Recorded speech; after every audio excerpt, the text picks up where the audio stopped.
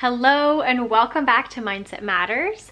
My name is Victoria and I'm very glad that you're joining me today. Before we get into today, I have a couple exciting things that I want to share. The first thing is that I officially launched my website, which is mindsetmatterswithvic.com. mindsetmatterswithvic.com. Check it out. There's some info on there about me and about Mindset Matters and kind of this journey, I guess you could say. So I'm very excited about it. And the second thing that's very exciting is that I actually launched my very own gratitude journal. I designed this gratitude journal. It's available through Amazon, but it's on my website. There's some more info about it as well.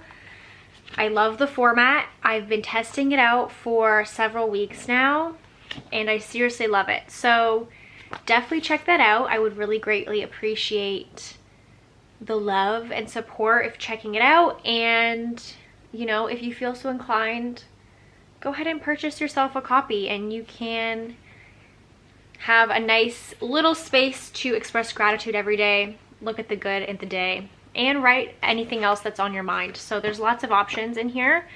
And I'm really proud of the design. So definitely check that out. And yeah, let's get into today's topic. Okay, I'm excited for this one. So I had this idea today, and I did some research, and today we're talking about toxic positivity. And I think this is a really good one for this channel because obviously my whole spiel, my whole image is around mindset and being positive and learning to be more positive in life. So toxic positivity is really interesting to me. And what I want to dive into today, first of all, is, we're going to look at what toxic positivity means, kind of define it a little bit. And we're going to look at it from a couple different lenses. So we're going to look at it from the lens of yourself. So how we are toxic, or how we express toxic positivity to ourselves, and also how it affects relationships, both as the, let's say, the support giver and the support receiver when we're going through things. So we're going to look at all those different lenses. As you know, I really like to explore different perspectives. I think it's really important in life to explore different perspectives and be able to put yourself in other people's shoes. So that's kind of the goal for today.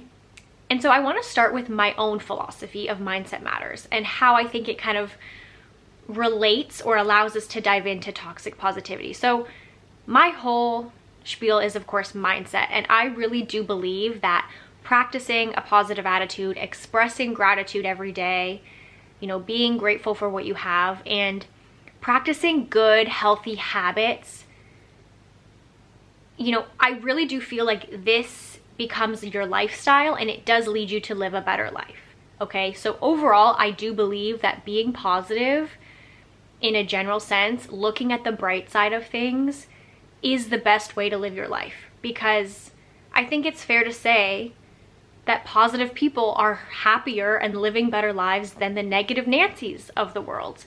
So I believe that, but let's look at what it means to be positive in a toxic way. And this term of toxic positivity has definitely emerged and been more popular in recent years. So let's first dive into a definition, what I found in my research of what it means. And then we'll get into some different perspectives. All right, I want to start by reading a definition that I found that I liked. I think this was from the American Association for Anxiety, something like that. I will link it below so we have the sources correct. But I'm going to read this off. It says, toxic positivity occurs when encouraging statements are expected to minimize or eliminate painful emotions, creating pressure to be unrealistically optimistic without considering the circumstances of the situation. And then it later goes on to say, where positive thinking becomes toxic is when it's expected to get rid of negative feelings. With that in mind, I think, to me personally, toxic positivity is, to me, not allowing yourself or those around you to feel real emotion. And real emotion is sometimes negative. Life is bittersweet for a reason. We experience joyful, happiness, great things, and we also experience negative emotions like frustration, anger, fear, sadness. Like, this is the human experience, right? So I think toxic positivity is going to the extreme of trying to just sugarcoat everything and eliminate negative feelings, which is not possible, right? We're human. We're going to feel real feelings. And I like this topic because as someone who does advocate for positivity, I think it's important to define, well, what is positive and what is just unrealistic expectation that's going to lead you to feeling worse. You know what I mean? So I want to get into some different lenses, if you will. So let's think about yourself, your relationship with yourself, and what toxic positivity might look like. So I think for me, it makes me think about feelings of guilt or shame towards feeling different emotions. You know, there's probably been a time when you've maybe been upset about something and you almost felt like you didn't deserve to feel upset. Like you felt guilty for feeling upset, or you felt like, you know, well, my circumstances aren't that bad, so why am I upset? Or I shouldn't be mad at this. And you try to like push it down almost. So that's kind of what I think of when yourself. Again, telling yourself that you shouldn't have negative emotions toward a situation because it's not that bad, or because, again, your circumstances could be worse. So that to me comes in with comparing ourselves to other people.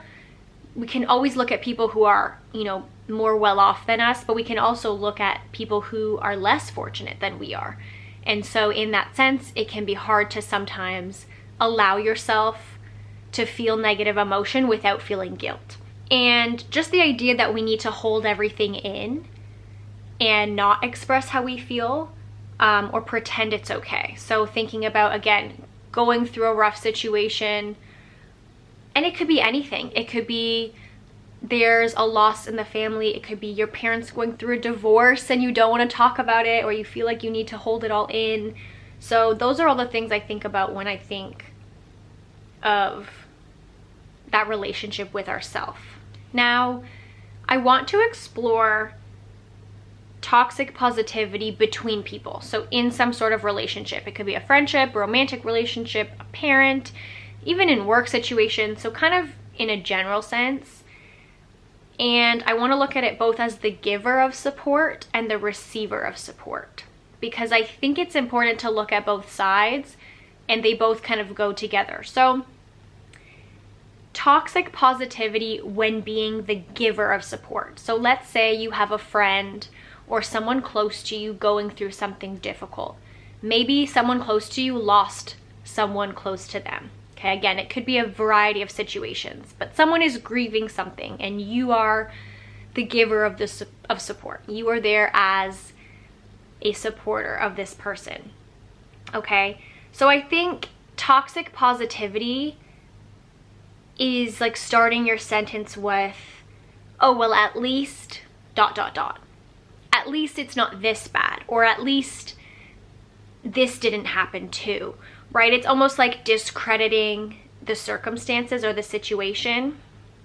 And I think toxic positivity is saying things like, oh, you know, just be positive, or everything's gonna be okay, or, you know, don't worry, be happy. Like, I think in those types of circumstances, just saying these positive affirmations aren't going to work, because it's not in tune with the actual circumstances at hand. If someone's grieving something, saying just be happy is not going to make it go away, right? So I think as someone who's giving support to a friend, you need to keep that in mind of, you know, the language that you're using.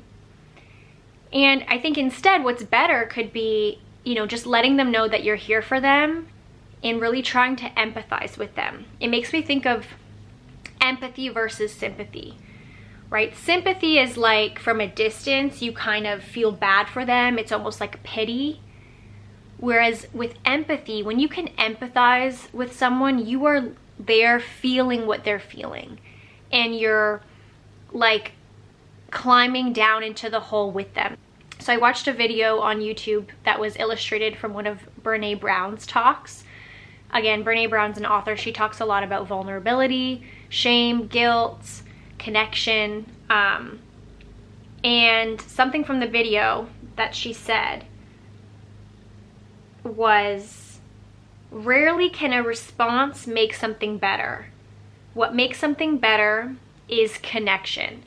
So it's when you are actually willing to go into the hole with that person and say, look, I'm here for you. I feel for you. I don't necessarily understand what you're going through, but it's okay to feel how you feel. And I think just validating someone's feelings and saying, look, you can feel what you're feeling. And it's not about, oh, just be positive. No, if you just lost someone or you're grieving something, you are allowed to feel how you feel. And that's being human. So I think as the giver of support, you know, try to empathize, connect, and just show up for that person. It doesn't have to be you saying all these things. Sometimes you don't even know what to say, and I think that that's okay. You don't have to know what to say if you've never experienced something to that degree, depending on what it is. But just showing up and saying, look, I'm here, and I want to support you in whatever way you need me to, if that makes sense. So let's flip it. The receiver of support. So if you're going through something, you have to think about, like, what do I want from other people? You know, I think as a receiver of support, we want to feel heard. We want to feel seen. We want to feel like our feelings are valid. And so you need to surround yourself with people who allow you to act that way and allow you to open up and allow you to feel comfortable expressing feelings of sadness, fear, anger, right? If you're mourning something, you may feel angry. And I think that that's totally normal. So I think like toxic positivity is just covering everything up and ignoring the underlying problem, or ignoring that there is something that's bringing up negative emotions. And it's okay, because it's important to deal with it. Something else that I think is really important to recognize is the fact that everyone is different and everyone is going to go through things a little bit differently. So even if you're trying to be supportive to someone, let's say you've gone through something similar, so you want to be there for your friend. I think it's really important to be open to having a conversation to say, hey, I've also gone through something similar. If that would help you to talk about, you know, I want to open up with you. But if it's not the right time, that's okay too. Because I think, again, it comes from a place of empathy, that you understand like what they're feeling to a degree and you feel it with them. But again, you don't want to make it all about you. And you don't want to flip it so that it's just you then talking about something that you went through. So I think just recognizing that we all go through things differently. And while we can avoid the toxic positivity by trying to just be there and feel with them, you want to, again, be mindful that it's about them at that point in time. And maybe talking about certain things worked when you felt something similar, but it might not work for them, and everyone grieves differently. So just being patient and being, you know, again, empathetic, being kind, and trying to genuinely be there for people. And I think too, just recognizing that toxic positivity is ignoring the problem rather than dealing with the problem. We all get frustrated. I'm going to remind you again, we all feel these positive emotions and these negative emotions, and that is part of being human. And I think the longer we put off feeling those negative emotions, the worse it builds up, and eventually I feel like it's just going to burst. So when we're thinking about dealing with our emotions, instead of being this toxic positive, everything's great, there's no issue, I'm not grieving, I'm fine, everything's fine. You know, instead of that, I think that there are things you can practice in a general sense to overall help you be a more positive person. And I think these practices also allow you to be more in tune with yourself, so that when you are going through something difficult, you know how to get through it a little bit better, and you're trying to stay open and you're trying not to bury the thoughts. So that's where I think Mindset Matters comes in, and like my whole focus is on building an overall positive mindset so that when things happen, you're more resilient and you're able to still push through and see life as a journey, rather than seeing it as like things that are happening to you.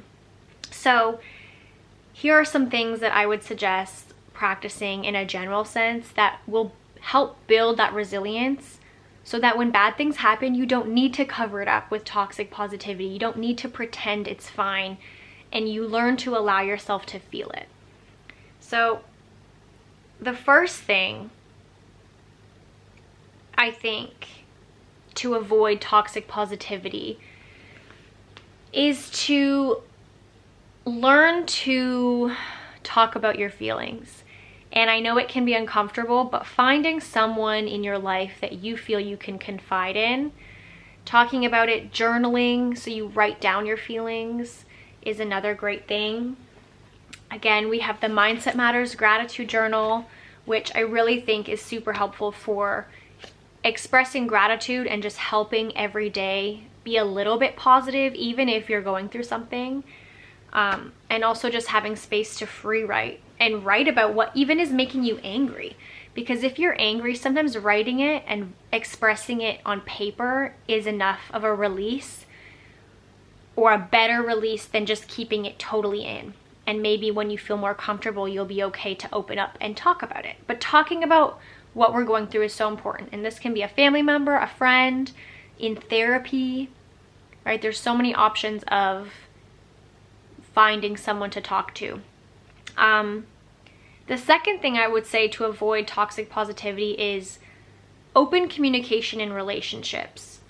If you feel like you can't open up to those around you, then you're not going to feel like you can express negative emotion. And sometimes with friends, I think it's a lot of trial and error of like, who are your maybe more surface level friends that you can have fun with, and who are the people that are really going to be there when you need support, and who can you open up to. And again, that can be trial and error, and sometimes you learn the hard way that someone isn't really showing up for you when things get rough. But again, I think that that's kind of eliminating more pain. It's helping filter out who's right for you and who's, you know, truly your people, I guess. So try to be open. And again, this kind of goes back to the idea of vulnerability and feeling like you can keep your heart open enough on a regular basis for that when something bad happens, you're a little bit more ready to talk about it and to seek that support. And so what are the things we can do to build resilience? Because I'm all about resilience. I'm very proud of how resilient I am, and I think it's so special when, you know, when you can get knocked down and you get back up, and you know you'll get back up no matter how long it's going to take you. There's something really powerful in knowing that you're resilient. So let's talk about building resilience so that we can, again, avoid toxic positivity. Because if you're resilient, then I think that's like your armor against feeling the need to be toxic when it comes to positivity and feeling like you need to shove negative feelings down. So building resilience for me starts with like this general belief that everything is as it should be. And I truly believe that everything in life is happening as it's meant to. And I know that that can be hard sometimes, especially when going through hardship. But I have this belief, I have this trust, I have this knowing that everything's gonna work out as it should be. And so that really allows me to just let life flow to an extent. And so that, because that belief is there, it's like, even though it sucks right now, I know it will get better. Like, this too shall pass. And another analogy I really like is seeing life as a river. So you have an option to either go with the current, go with where life is flowing naturally. Of course, you're making choices along the way. Maybe you decide where to stop, you know, which side of the river bank you want to flow, but in general, you're allowing yourself to flow with the current. Or you can try to go against the current, waste all your energy trying to push yourself back the opposite way that life is naturally taking you. And to me, the second one just sounds like you're not gonna get anywhere. So with that analogy, I would just say, like, again, it goes back to this belief that everything's gonna be okay. And it can be hard to see when you're going through difficult times, but that's why those everyday practices of practicing gratitude, you know, thinking of things you're grateful for every morning and at least 3 good things that happened throughout the day. Again, it could be the tiniest things, but the more you practice these, they become habits and it becomes your lifestyle. And when you do that, you just build this base of general positivity. And that to me is what builds resilience, because when I am faced with hardship, thinking about even this recent situation, I injured my knee for the 2nd summer in a row. I'm sure you guys are sick of me using this as an example, but I'm going through it right now and I'm probably gonna need surgery, and I'm waiting for my MRI, and there's so many steps and our healthcare system's very slow, so it's just a waiting game. But like, what am I gonna do, you know? And I've been sad, I've let myself cry, there's been days where I've been so angry at the situation and I've had my little meltdowns, but that's the thing, that's me feeling it so that I can then let it go. If you hold it in, it's gonna just be there. It's like a pit in your stomach. So try expressing those feelings. It's okay to get angry. Scream if you need to scream, punch a pillow, you know, do the things, like even go somewhere where you can break stuff, like anything to kind of release in a safe way that negative emotion. Like, you have to feel it. And that to me is what's important with this whole, you know, be positive. It's like you're building positivity in your life in a general sense so that you build resilience, so that when you are faced with challenges, you are equipped to get through it. You're not equipped to say it doesn't exist and pretend everything's fine, but you're equipped to be resilient and get through it. One more concept I want to introduce, and I think I've touched on this before, but this is again from the book Transurfing in 78 Days. And this concept is dropping the importance. And what dropping the importance means is essentially you're recognizing that nothing that happens is ever a big deal unless we make it a big deal. So my knee, okay, maybe I can think of a different example than my knee. Let's say you lose your job. That sucks. That can be really scary for a lot of reasons. But the more you worry about it and the more negative feelings you have towards that situation, like the worse it becomes.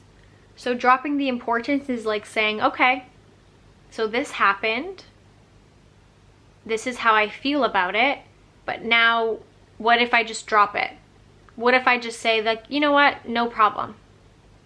And you pivot and you think, well, now what? How am I going to deal with this? What's a solution? And can I find a solution? What action can I take towards a possible solution? So it's this idea that the problems in our life are often exaggerated by our own mind. Not to say that hard things don't happen, and not to be toxically positive and say that it doesn't exist, but a lot of the time we do upplay the things that happen. So just being mindful of that. And that's kind of a trick to help me with the everyday stuff. And again, I think the everyday stuff is what helps us to be more resilient for when the big stuff happens. If I hope that makes sense. So I think the last thing I want to finish on is just this idea again of being a critical thinker. You need to expand your perspective. Think about toxic positivity. Are you the friend when someone's going through something that's saying, oh, just be positive or it's okay? Or are you being sympathetic instead of empathetic? You know, are you really showing up for the people that you love? And are you asking them what they need from you? Because I think something we forget is we think we're helping. A lot of times we think we help. And I used to do this a lot, and I'm sure I still do, where if a friend told me something that they were going through, I would just automatically give them advice. Like I'd give them my unsolicited advice, essentially. And what I failed to recognize was like, oh, maybe they didn't want my advice, or they actually were just looking for me to listen. And that's something I notice when I talk to other people. I notice which friends are really good at just listening and kind of thoughtfully responding versus just giving me advice or then making it about them, right? And I think as people, sometimes we just lack the awareness, and it might not be something you're doing on purpose, but again, think of it from different perspectives. Are you giving advice because it was asked of you? Did you ask them if you could give your opinion? Remember, if someone's going through something and grieving something, are you being toxically positive? Are you just telling them, oh, it's gonna be okay? Are you saying, oh, well, when this happened to me, I did this? You know, are you doing those things without thinking and without realizing that that might not be helpful to them, right? Again, everyone is different. What's helpful to you might not be helpful to them. So as the support giver, show up in a way that says, hey, I'm here, but let me know what you need. If you need me to just sit here and listen, great. If you would like my opinion, let me know. If you want me to tell you about what I did when I experienced this, I would like to open up and tell you, right? It's like figuring out what they need from you. Just as when you're in need of support, you want someone who's probably just gonna listen, and then you can hopefully be open to letting them know what you need from them. And in that case, I hope that those people show up for you. So I think that's all I have. But I hope this was good. I feel good about this episode. I think I'm just passionate about this idea of living a positive life without being toxically positive or without toxic positivity, because it's important. You have to feel your feelings. Anytime I've ever tried to bury my feelings, it always comes back to bite you. It always comes back in some way, shape, or form, and usually it's even worse, or you explode, or you scream at someone and you're so angry and they're like, whoa, what is this about? And often it's about something else that you never dealt with. So feel your feelings, find the people who are gonna show up for you, and be the friend who shows up in a way that is helpful, in a way that is kind, empathetic. Connect with the people in your life. That's how you show them you love them. And that's how we form deeper connections, build resilience, be there for each other, and feel our feelings. Like, it's not always okay, and you don't have to always be okay. Give yourself permission to not be okay. And at this, my battery is about to die, so I'm gonna end it here. I hope you have a great week wherever you are, and please, please, please check out my website. The link is gonna be in the description. And check out the gratitude journal. I think it would be really helpful to you. Okay, bye.